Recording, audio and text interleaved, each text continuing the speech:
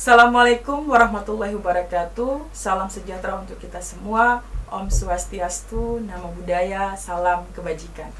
Perkenalkan, saya Resteli Mehwei. Saya adalah salah satu dosen pada program studi Teknik Geofisika Fakultas Teknik Universitas Patimura.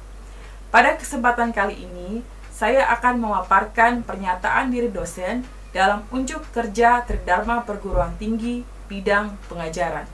Pada program studi ini, saya mengampu beberapa mata kuliah. Salah satunya adalah mata kuliah Geostatistik. Mata kuliah ini diajarkan pada mahasiswa semester 6 dan merupakan mata kuliah wajib prodi. Mata kuliah ini memiliki bobot 3 SKS. Untuk mengikuti mata kuliah ini, mahasiswa harus sudah lulus mata kuliah Matematika 2. Mata kuliah ini disampaikan dengan sistem pembelajaran Delivery, Interaction, and Assessment. Mata kuliah ini membahas statistika secara umum dan geostatistik, termasuk di dalamnya adalah dasar teori statistik, pengukuran dan eksplorasi data, probabilitas bersyarat, random variable, uji hipotesis, regresi linear, statistika dan geostatistik, spatial interpolation, dan estimasi konvensional.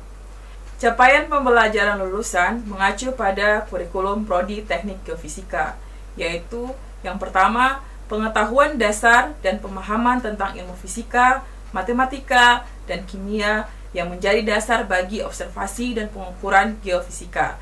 Yang kedua, mampu menjelaskan secara kuantitatif perilaku dari sistem alam serta prinsip-prinsip dari pengukuran geofisika dengan menggunakan model matematika dengan dasar fisika. Yang ketiga, mampu menginvestigasi model-model tersebut dengan memecahkan persamaan relevan dengan menggunakan kombinasi antara metode analitik dan numerik. Capaian pembelajaran mata kuliahnya adalah yang pertama, memahami konsep dasar statistika dan aplikasinya di bidang geofisika, mengerjakan problem-problemnya, dan menerapkan pemakaiannya terutama dalam kasus geofisika. Yang kedua, mahasiswa mampu mengestimasi simpangan volume dan karakterisasi reservoir dengan metode geostatistik.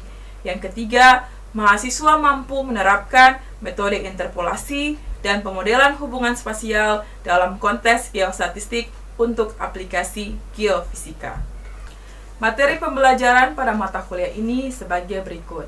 Yang pertama, pendahuluan dan definisi statistik, pengukuran, eksplorasi, dan presentasi data, probabilitas dan probabilitas bersyarat, random variable, dan probability distribution, distribusi peluang distrik dan distribusi probabilitas kontinu, problem penaksiran 1 dan 2 sampel, dan uji hipotesis 1 dan 2 sampel, simple linear regression dan korelasi, analisis data, probabilitas, distribusi probabilitas dan ekspektasi matematik, statistika dan geostatistik, spatial interpolation, spatial relationship, dan model of spatial relationship, estimasi konvensional, dan estimasi block kriging. Adapun metode pembelajaran yang digunakan pada mata kuliah ini adalah ceramah interaktif, diskusi kelas, dan penugasan individu. Penilaian hasil belajar mahasiswa terdiri atas yang pertama, partisipasi aktif mahasiswa di perkuliahan dengan bobot 10%, ujian tengah semester dengan bobot 25%, ujian akhir semester dengan bobot 30%, dan tugas individu dengan bobot 35%. Nilai akhir mahasiswa mengikuti aturan pada Universitas Patimura, khususnya program studi Teknik Geofisika, dengan rentang skor tertinggi 94-100 dengan nilai huruf A, dan rentang skor terendah 0-45 dengan huruf E. Demikianlah pemaparan saya. Berikut saya tampilkan video pembelajaran saya di kelas. Selamat menyaksikan. Ya, selamat siang semua. Bagaimana kabar? Baik?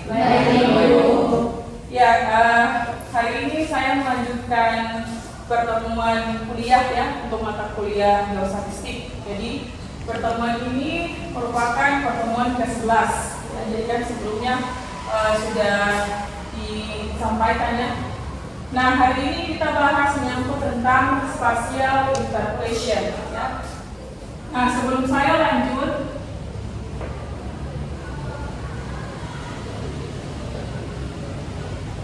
Nah, sebelum saya lanjut mengenai bagaimana atau apa yang sebenarnya bisa kita pelajari ya pada materi ini, mungkin ada di antara kalian yang pernah mendengar atau misalkan pernah tahu gitu ya, apa yang dimaksud dengan spatial interpolation atau biasa kita kenal sebagai interpolasi spasial.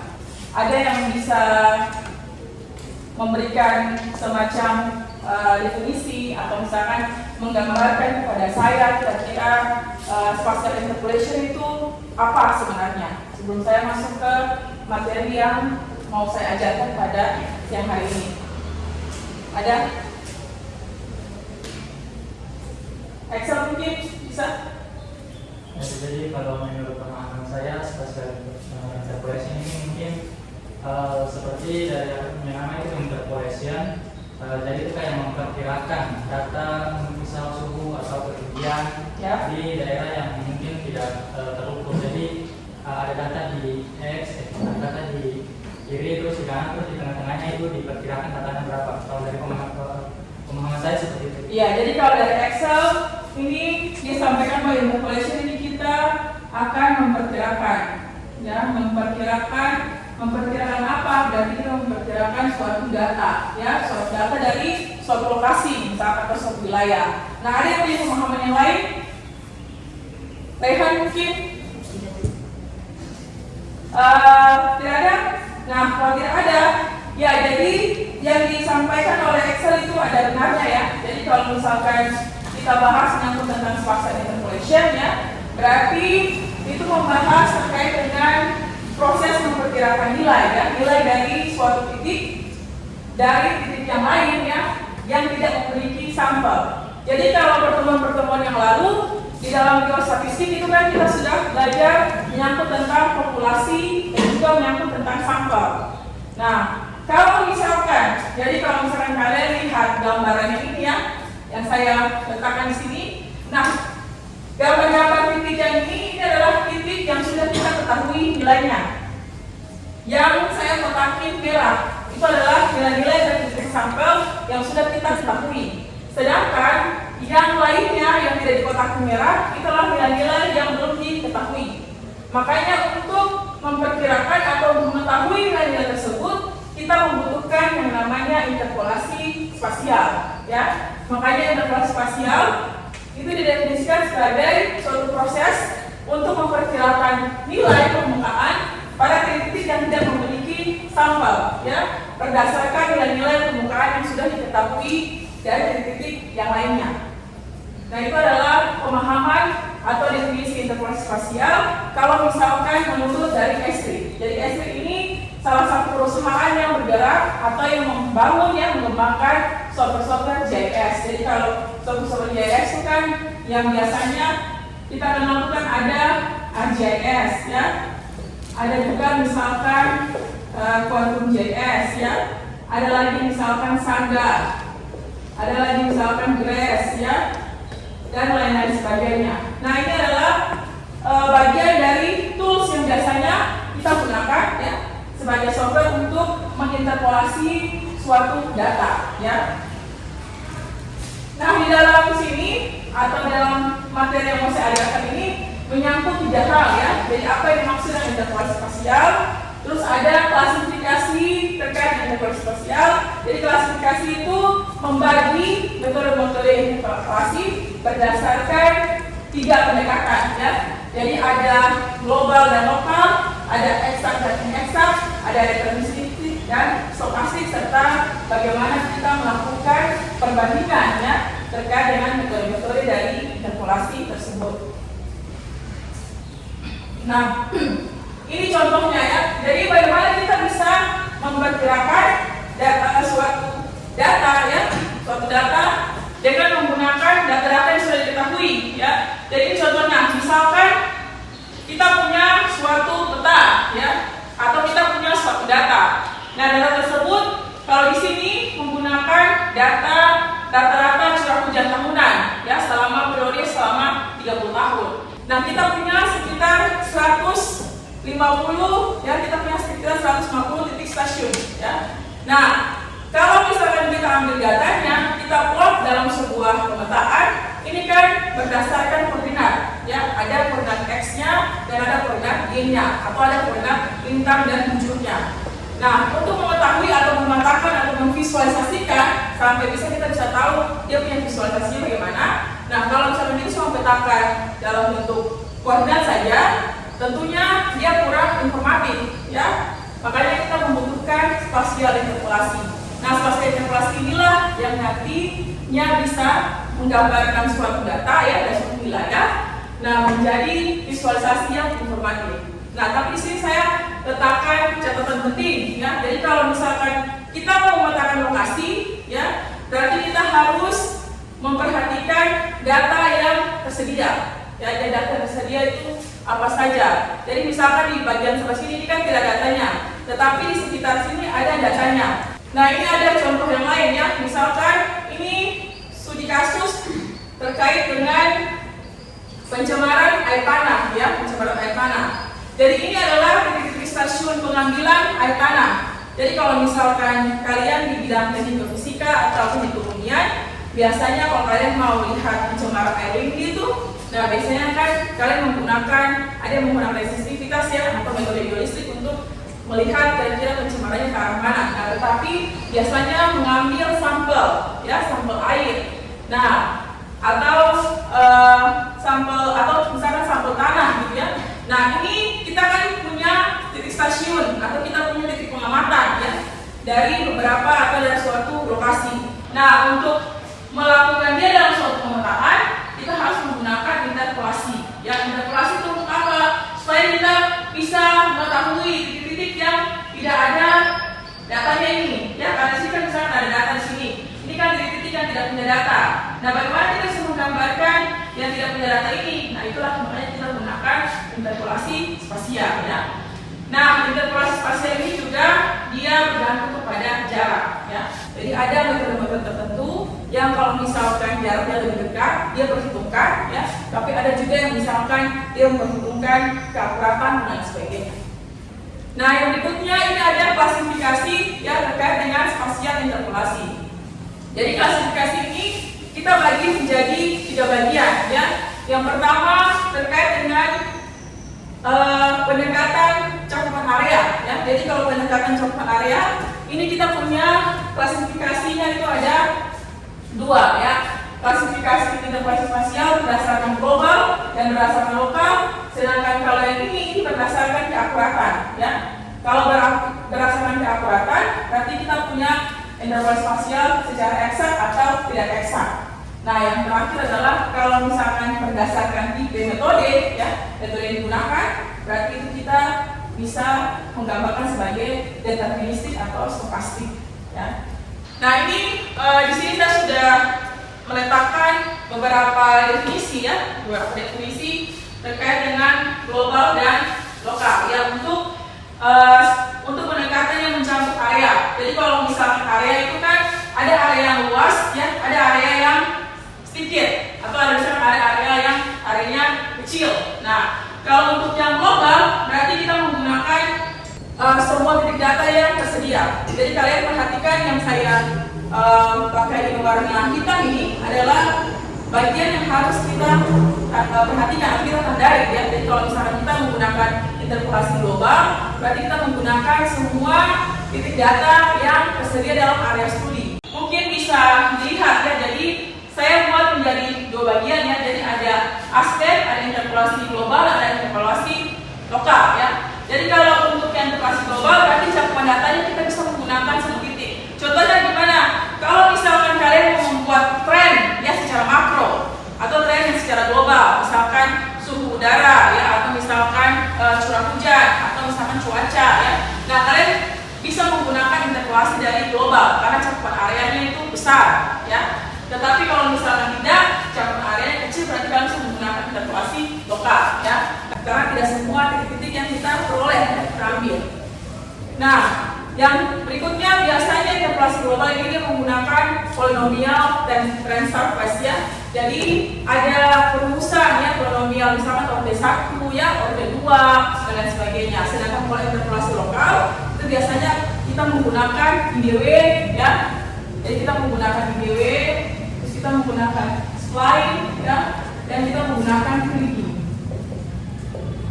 Nah, IDW selain dan 3D ini, kalau di GIS ya, kalau misalkan kalian sudah belajar mata kuliah yang menyangkut tentang GIS, nah ini tools ini ada di dalam software GIS ya, atau software GIS. Jadi memudah atau membantu kita untuk menangkap atau untuk menginterpretasi atau melakukan interpolasi ya. Nah ini contoh ya, ini contoh dari global versus lokal. Jadi ada ini menggunakan inverse distance weighting ya, atau IDW, atau kalau misalkan kalian baca referensi-referensi yang lain biasanya bilangnya tuh ada yang bilang inverse distance weighting ya, sama saja ya, atau IDW. Ini kita menggunakan temperatur ya, temperatur harian maksimum, temperatur harian maksimum. Jadi yang sebelah sini ya, ini adalah global interpolation ya, interpolation. Kalau kita menggunakan semua data ya, jadi ini semua data yang kita miliki di stasiun ini ya. Nah kalau kita menggunakan global interpolation berarti semua data kita ambil ya. Kalau misalkan kita menggunakan tidak semua data, berarti kita menggunakan local interpolation, berarti hanya sedikit saja data yang kita ambil. Nah makanya ini gambaran kalau misalkan kita melakukan suatu interpolasi ya. Nah kalau yang ini dia menggunakan n-nya 2 ya, n-max-nya itu 5 dan maximal distance ya. Maximal distance itu jarak maksimal ya. Di sini jarak maksimalnya itu 0,3 derajat ya, atau dia menggunakan grid ya. Jadi kalau misalkan di dalam pemetaan itu kan ada misalkan satu kotak begini ya. Nah misalkan kita bikin garis-garis begini ada. Jadi kalau misalkan kalian ada peta, nah ini kan ada grid-gridnya ya. Nah ini adalah ukuran dari derajat ya. Kalau misalkan kalian menggunakan data raster, berarti yang kotak-kotak ini kita sebut sebagai pixel ya. Nah ada yang tahu tidak kira-kira hitungan derajat ke kilometer bagaimana? Atau kenapa sampai 0,3 derajat itu bisa menghasilkan 30 kilo atau 30 km? Bisa bagaimana? Kalau saya itu referensinya itu kalau 1 derajat itu 111 km. Ya, betul. Ya, jadi benar yang disampaikan oleh Excel tadi ya. Jadi 1 derajat itu sekitar kurang lebih 111 km. Jadi kalau misalkan kita kalikan dengan 0,3, berarti sekitar 30 sampai 33, sekian kilometer ya. Jadi itu untuk bisa dipahami oleh kalian. Nah yang kedua adalah pendekatan ketika kita menggunakan interpolasi yang menunjukkan keakuratan ya.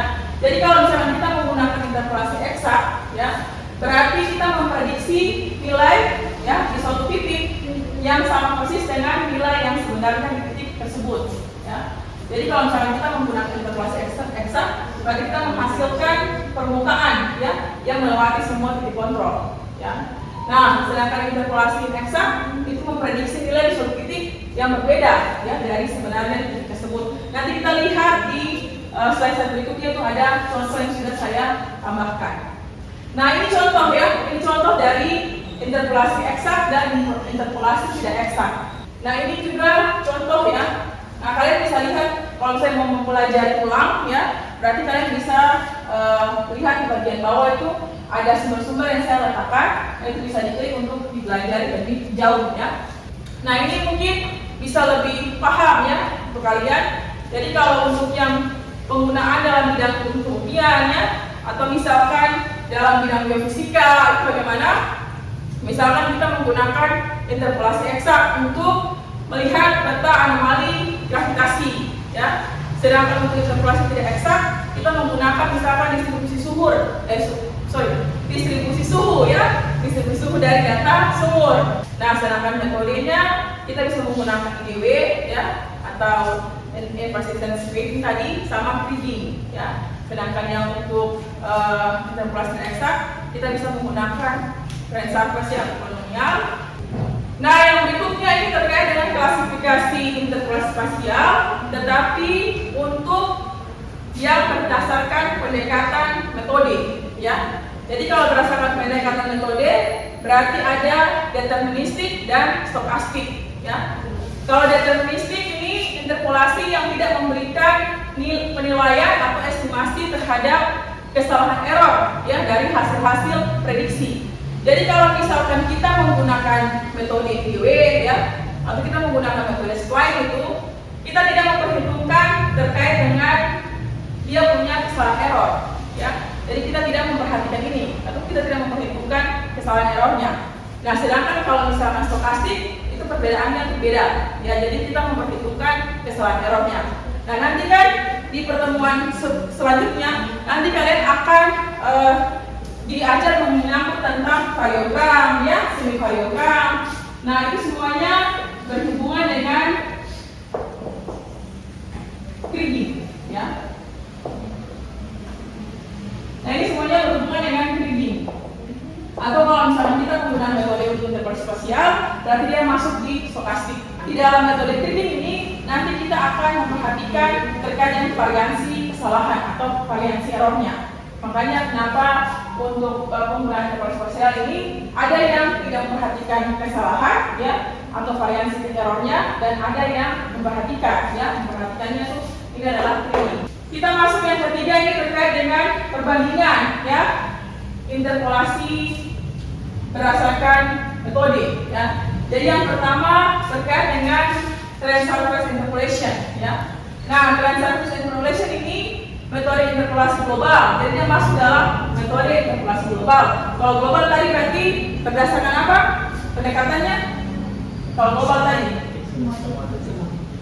ya, atau lebih singkatnya apa? Berdasarkan area ya, berdasarkan cakupan area ya. Nah, jadi kalau misalkan ini biasanya kita menggunakan fungsi matematika ya, tetapi saya tidak letakkannya karena saya akan baru menjelaskan terkait dengan pendahuluan ya. Nah, ini contoh dari trend surface interpolation ya. Jadi peta ini adalah peta isoline ya, yang menunjukkan nilai atau menunjukkan garis yang sama ya. Ini adalah peta untuk menggambarkan trend surface interpolation. Nah, yang berikutnya ini adalah inverse distance weighted interpolation. Jadi ini adalah salah satu interpolasi spasial yang biasanya paling banyak digunakan ya, paling banyak digunakan di dalam bidang ilmu kemudian ya, termasuk di dalamnya juga terkait dengan biofisika. Nah, ini contohnya ya. Jadi misalkan kalau interpolasi GW berarti yang paling dekat ya, jadi yang paling dekat itu dia pasti punya semacam kemiripan ya dengan titik terdekat yang lain. Nah, sedangkan ini adalah terkait dengan spline interpolation ya. Kalau spline interpolation ini biasanya metode interpolasi ya, yang kita menggunakan beberapa polinomial ya, digunakan dalam geostatistik ya. Kriging ini juga ada banyak ya, kriging itu ada banyak. Tetapi bab tentang kriging itu nanti kita bahas di pertemuan lanjutan, karena kriging itu ada ordinary kriging ya, ada ordinary kriging, terus ada universal kriging ya, ada lagi simple kriging ya. Nah, ini adalah 5 model ya, 5 model matematika. Jadi ada Gaussian ya, ada linear, spherical, circular, exponential. Jadi ini adalah bentuk model dari 5 model matematika tersebut. Nah, ini yang biasanya ada di dalam kriging tadi. Nah, ini contoh kalau misalnya kita menggunakan kriging dalam bidang geofisika buat apa? Ya, jadi misalnya kita mau melakukan pemetaan anomali gravitasi atau magnetik, ya, kita gunakan untuk membuat peta kontur atau peta raster, ya. Nah, jadi kita bisa mengidentifikasi struktur geologi, terus kita bisa melihat misalkan batas cekungan dari lokasi prospek mineral, ya. Jadi aplikasinya itu banyak. Nah, ini contoh ya. Jadi kalau misalkan ini adalah data dari elevasi, ya. Jadi ini gambaran kalau misalkan kita menggunakan interpolasi dari IDW, ya. Kalau yang ini kita menggunakan interpolasi dari kriging, berarti kita memperhatikan keakuratan atau ada variansi errornya. Sedangkan yang ini adalah kita menggunakan spline surface. Jadi ini yang misalkan kalau kita tidak mau smooth berarti permukaannya sedikit lebih kasar, atau misalkan kita mau smooth berarti bisa dismoothkan, ya. Nah, ini pertanyaannya, kalau kalian lihat ini, ya, kira-kira mana yang menggunakan IDW, ya, mana yang menggunakan kriging, ya, mana yang menggunakan spline, kira-kira Kira-kira ada yang mau coba? Kalau misalkan kalian lihat 4 gambar ini, kira-kira gambar mana yang menunjukkan kita menggunakan interpolasi IDW? Gambar mana yang menunjukkan kita menggunakan kriging? Mana yang menunjukkan kita menggunakan spline? Ingat, spline itu ada 2, ya. Ada tension dan ada regularize. Tension itu berarti permukaannya kasar, regularize berarti permukaannya dismoothing atau dihalus. Mana coba? Siapa kira-kira? C itu apa? Coba maksudnya C itu apa? Hanifah? Belum tepat. Excel? Ya, C itu IDW, ya. C itu menggunakan inverse distance weighting, ya. Kalau yang D, kira-kira dia itu menggunakan apa? Dia menggunakan sisa hanya ada 2 pilihan, menggunakan spline ataukah menggunakan kriging.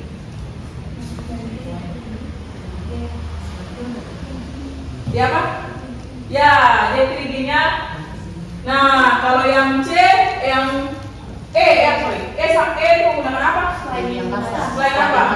Ya, spline tension ya, sedangkan yang F itu menggunakan spline yang diperhalus atau dismooth ya. Nah, ini adalah summary kita ya pada hari ini. Sampai sini ada yang mau tanya? Ada yang mau tanya tidak? Tidak ada. Nah, kalau misalkan tidak ada, ini adalah contoh tugas ya. Maksudnya tugas untuk dikerjakan di minggu ini ya, nanti dikumpulkan di minggu depan. Begitu saya pikir ya, sampai sini tidak ada yang mau bertanya. Kalau tidak ada, saya pikir cukup ya. Terima kasih, nanti link tugasnya saya berikan dan nanti bisa kalian submit di situ. Selamat siang semua.